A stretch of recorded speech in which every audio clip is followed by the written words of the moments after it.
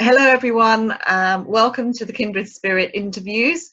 Today our guest is Kyle Gray, who's joining us. He's obviously, if you didn't already know, he's an intuitive and an angel expert, and he's going to be talking to us today about some of his work and about his latest book, which is The Light Warrior. Kyle, thank you very much for joining us today. Grateful to be here. Brilliant. So if you can just start by telling us a little bit about the inspiration for your latest book, The Light Warrior, which I have read and absolutely loved, by the way. I thought I'd just share that.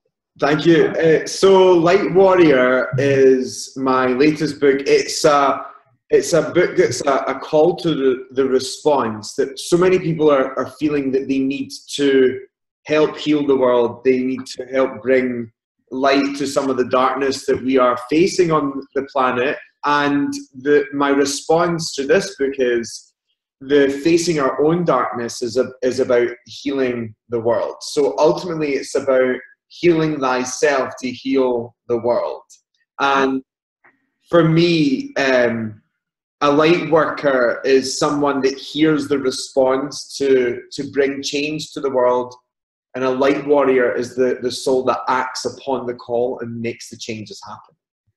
Yeah, because you actually make the distinction in the book quite clearly, and that's really useful. And actually, it's a very, very practical book, isn't it? There's so much in there in terms of exercises, worksheets, and work practices.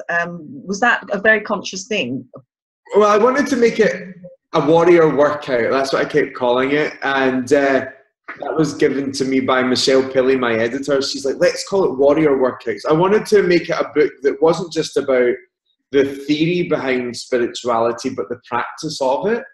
And, you know, it's so easy to tell someone to do this and to do that, but actually to encourage them to feel it out for themselves and to dive deep in, I think is a really wonderful thing. And for me, I've always really pushed this idea that I'm not here to create followers, but to create leaders. And I really believe that in order to lead, we have to have experienced. And so that's why I push the reader to go on their own spiritual journey, to really tap into it. There's a lot of stuff in there, and actually it's much broader than your previous books. And there's a sort of shamanic-y feel to it in a way as well. Is that in terms of stuff that you do, or stuff that you're moving towards? I think the shamanic thing's always been a real fascination for me. My spiritual journey started with an interest in magic first. That's how I got to angels eventually. So my initial introduction to spirituality was through Wicca. That was my thing. And then as I went along the journey, I got interested in more shamanic-y things, and then I've really felt the pull to come back to it in the last couple of years, because I think that deep reverence and connection to the earth is exactly what needs to happen right now. And so many spiritual books are all about spirit, you know, they're all about going up, going out, other dimensions, ascension, rising beyond the earth. Whereas I feel that the earth needs us to arrive. It needs us to actually finally come here. And so I brought in a bit of shamanic ceremony in the sense of connecting to the elements of the earth and connecting to the earth and her wisdom, because this is an intelligent, incredible planet that we're on. It's survived so much, and if it can teach us how to as well. Yeah. And it's interesting that you're encouraging people to get out there and experience stuff and to do their own thing. One of the things that really resonated for me was the chapters where you talk about dropping your defenses, letting down your barriers, which is actually quite a sort of scary and alien thing to a lot of people who would term themselves as light workers. So can you explain a little bit about that, Kyle, maybe? I'll say that there's many things that I'll say to you about that, but the best thing I'll say is whenever I first experienced an angel, I was 15 years old, I was at a family friend's barbecue. When I was doing this angel reading for someone, sorry, there's a car passing, this feeling that I was left with when I seen this angel of pure golden light, it wasn't just looking at me, it was looking into me. And there was not one part of me this angel could not see. It could see all of my fears, all of my concerns, all of my teenage angst, all of my stretch marks. It could even see what I had for dinner. It knew everything about me. And so what I discovered was it wasn't always about us seeing the angels. It was more about us allowing ourselves to be seen by the angels and by the divine.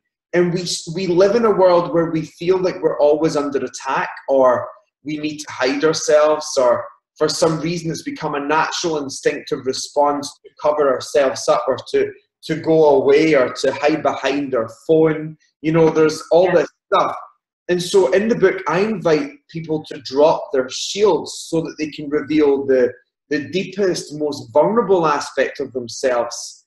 Because here's the truth, your spirit is the only part of you that cannot be destroyed, but yet we still find a way to hide it constantly in our lives. So the dropping of the shields is ultimately an invitation to reveal the realest part of ourselves. And in that reveal, I think we are also held up, exalted, supported in ways that we couldn't have been before. Yeah, it is a leap of faith though, isn't it? Something else that resonated with me in the book at that point, you go on to talk about if you're working with energy,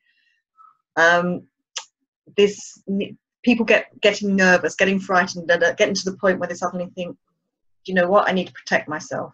Mm-hmm. And you call it the cling. Oh yeah, let's talk about psychic protection 101 and the cling wrap theory. So most people who are interested in spirituality and into energy and healing and all these different things will know about psychic protection. And you know, as someone who's done a lot of courses and things in spirituality, psychic protection is given about this much time, and usually people are told to imagine themselves in a bubble.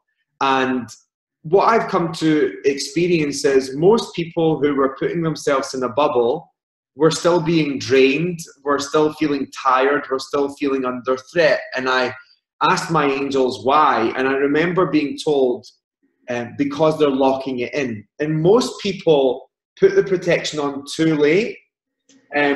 After they felt the weird vibe, or after they felt under threat, they'll go, oh, I'm putting myself in a bubble of protection. And what they do is they lock in the energy that they don't want to be there. So I called it originally cling film theory. And then I spoke about it in America, and they didn't understand what that means. So I call it cling wrap theory, and it's basically locking in the stuff. So what I've taught people to do is this psychic protection 101 of recognizing, first of all, that we are the keepers of our mind, of our body, and our energy, and we can determine what we allow in or out. And so if we can own up to that, we can learn how to cut away what we don't need, to remember who we truly are, and then put on the bubble of protection and feel so safe and energized at the end of an experience. And it's that part of being a warrior. You use the word warrior. Why did you choose that word? So warrior, in the sense, for me, angels, you know, a light worker for me was all about being the embodiment of an earth angel. And then I realized that many people were calling themselves light workers, but not really doing the work. And so, sorry guys, but it's a term you cannot take lightly. You've got to do the work. And if you don't, you're not living a life of integrity. So I thought about angels, and angels in spiritual text aren't just fluffy beings, you know, with white gowns. They are beings with armor, with swords, with weapons. They are fierce, powerful beings that stand up for goodness and greatness. And so for me, I encourage people to stand into their power of assertiveness, to say what they really feel, you know, to use their voice for love, but also in an honest way, and stand in that warrior self. And that's why I used warrior. But also, I do yoga every day and do warriors in every class. So yeah, it was inspired by that. Well, it's interesting, yes, because in your yoga, you do a lot of yoga, but you say about being in our truth and stuff. Do you feel, in the book at the beginning, you say it's time for us all to answer the call? It's Mm-hmm. time to shine. Do you think now, more than any other time, we need to be warriors? I think that it's been a beautiful progression through generations upon generations, and I think that I look back at the two generations that have solely affected me, and that would be like the 60s, 70s, the 80s, the 90s. Those are the ones that have really affected me in my path. In the time of the 60s and the 70s, there was this deep need to find a teacher and follow them, and it was all about giving people their power back. And then I think the 80s and the 90s were about fighting for that power to return, and now I think the 2000s and beyond are about the power has now returned, we have to use it. So I think now more than ever, we are being called not to be followers, but to be leaders, not to be workers, but to be warriors, and that we fiercely need to stand up for what we believe in. And I think the change of the planet starts inside. I think it's about facing our own fears, dealing with our own darkness, no longer avoiding the avoidable, and really calling in a part that we have an ability and an authority to shift what happens in the future. And I think that requires courage and bravery, and that's why it is about being a warrior, you know? Yeah. It's easier to hand the power over to someone else than to deal with it ourselves. But yet that's really what the world needs. Yeah, it's very interesting because I know we've discussed this together before, but if you're being a warrior and that in some ways feels as though it's in conflict with being in service. Mm-hmm. Yet it doesn't need to be, does it, in your... No, like the best way to change that thinking is we call our own warriors, our own army, as servicemen to our country. So, you know, warriors are of service. And so, but when I'm talking about a spiritual warrior, I'm talking about someone that has dealt in many ways with their own fears, and in some way that becomes a service to others because they hold a space and an experience that if I have felt fear, I know what it's like to overcome it. If I have felt, you know, darkness, then I know what it's like to bring light. And so a warrior is of service, but like we spoke before in a previous conversation, I have a big thing about service, and service doesn't have to be self-sacrifice. I always invite people to find a way to live a life of service that serves them rather than others, because there's all these prayers going around online and on Instagram. I've seen them, and people write, "Universe, please use me." And what I've come to experience is the universe is literal in its response. Yes. So if you say, "Use me," it will. And the universe doesn't want to use you, but you've asked it to, so it will. Yes. So I always say, thank you, universe, for showing me how I can be of service in a way that serves me, my contentment and my happiness. That's a really important message that actually comes through in the book. I must say that I say that probably this is the most practical, but also the most comprehensive of all of your books that I've read. Would you agree with that? I think I unapologetically crack the whip. You know, here's the thing, I have always found that every time I go to write a book, the universe makes sure I'm living the lesson. Right. And so I always like to write from a place of experience, but from this time I really feel like I've written from a place of authority, in the sense where, you know, I'm not looking down upon people, I'm calling them to stand in the front line with me. And I'm doing it because I've experienced it, and I am experiencing it. And, you know, during the time of the book, my mother went through a kind of challenging time in her own health and her own well-being, and that also gave me the greatest fright of my life and my greatest fear. So it was like I really had to live the practice. So it was amazing. Yeah, so that was synchronicity at work, if you like, wasn't it? Synchronicity and a true test of the frickin' spirit.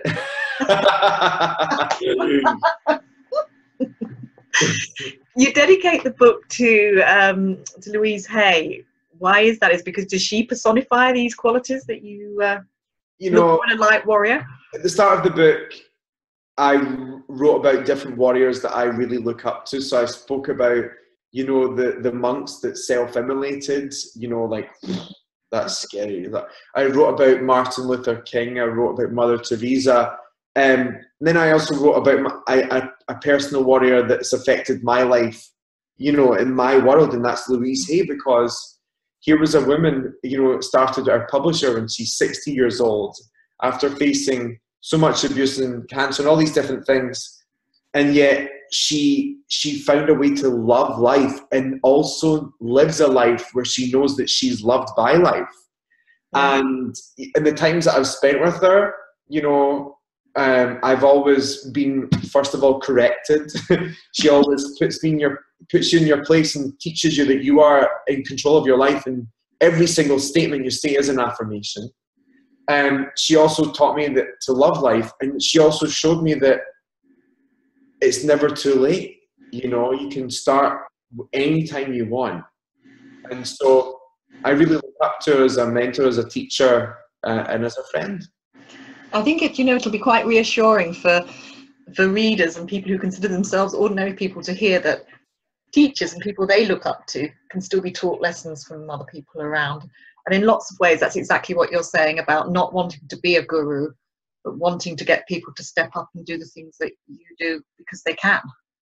Yeah, you know, I'm going to be really honest with you, Claire. I wanted a teacher, I wanted a guru, and I'd done all of the searching and the seeking to find one. And every single time I was forced back into me, every single time. And what I've come to understand is every great teacher that you come across in your life will always point you back into your heart, back into you. And I've had teachers that haven't.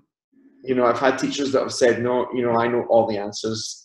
You know, I've had people that have given me really scary experiences, but I've really come to decide every time I hand my power over to someone, the universe throws it back in my face and say, no, this is about you. So it's big.